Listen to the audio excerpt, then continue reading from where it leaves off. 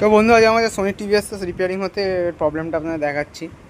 প্রথমত আমি এই যে আমার এইচডিএমআই পুট করব।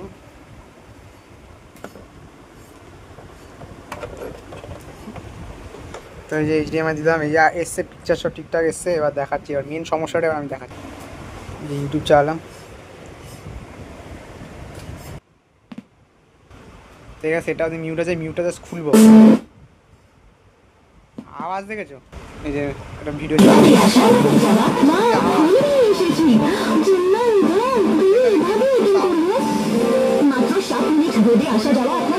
এটার সমস্যা, কোনো ভলিউমের কোনো অ্যাডজাস্ট নেই, পুরো ভলিউম পুরো ফুল হয়ে আছে। আমি রিমোট দিয়ে দেখাচ্ছি, রিমোট দিয়ে কমানো আছে, দেখতে পাচ্ছি মিনিমাম করা, তাও কত সাউন্ড। এটা সমস্যা।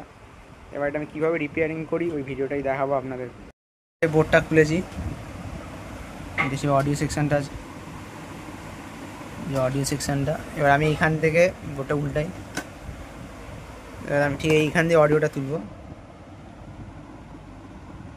এই জায়গাটা দিয়ে অডিওটা তুলবো। এই যে এখানে অক্সের লাইন আছে, এই অক্সের পিন থেকে অডিওটা তুলবো, তুলে বোর্ডে দেবো। দেখাচ্ছি, টিভিটা খুলেছি।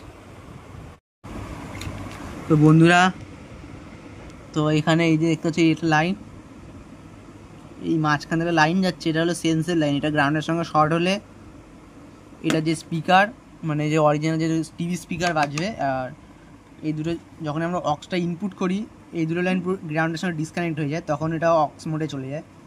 তো আমাকে এটা বাইপাস করতে হবে। এখান থেকে দেখতে হবে প্রসেসরে কত নম্বর পিন থেকে আসছে, এসে এইখানে দেখতে হবে এবার লাইনটা কোথায় কোথায় যাচ্ছে, ফলো করে সেই যেখানে ঢুকছে ওই লাইনটা পুরো এখান থেকে গ্রাউন্ডের সঙ্গে কাট করে দিতে হবে। তো আমি এটা ট্রেস করি, মাল্টিমিটারে ট্রেস করে আপনাদের দেখাচ্ছি কোথা দিয়ে কী কাটলে কী হয়। ভেতরে একটা পিন ঢুকিয়ে এটা ট্রিগার করে দিয়েছি।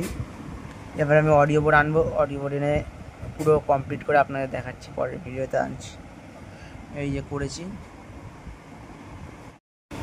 তো এই যে আমি টিপিএ 3116 অডিও বোর্ডটা আমি এনেছি। এবার এই বোর্ডটা আমি কানেক্ট করবো আমার টিভি মাদারবোর্ডের সঙ্গে। এই যে এখানে থেকে আমি কয়েলগুলো ফ্রি করে নিয়েছি, যেটা আইসির সঙ্গে সংযোগ ছিল। আর এখানে একটা পিন ঢুকিয়ে ট্রিগার করেছি। ট্রিগার করার পর অডিও লাইন তুলে